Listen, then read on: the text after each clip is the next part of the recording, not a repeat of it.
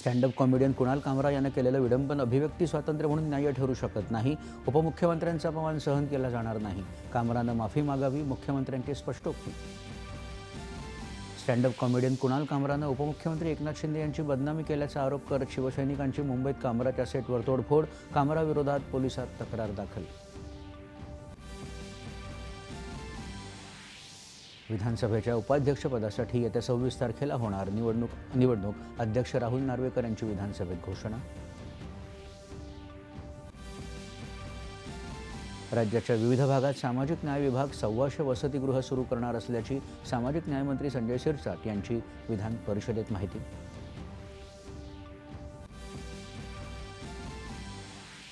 विधिमंडळ अधिवेशनाच्या शेवटच्या टप्प्यात अर्थशिस्त आणि रोजगारावर भर दिल्याचं उपमुख्यमंत्री अजित पवार यांचं प्रतिपादन.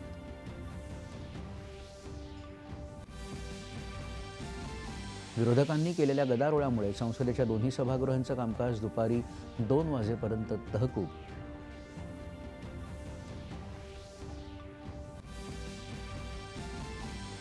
जम्मू काश्मीरच्या पूंछ जिल्ह्यात दहशतवादी तळ शोधून मोठा शस्त्रसाठा सुरक्षा दलानं केला हस्तगत.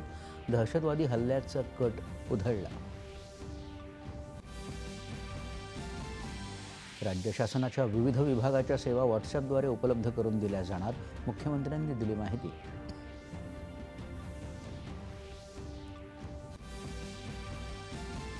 संत तुकारामांची गाथा डिजिटल आणि दृकश्राव्य माध्यमातून उपलब्ध केली जाणार. मराठी भाषा मंत्री उदय सामंत यांची घोषणा.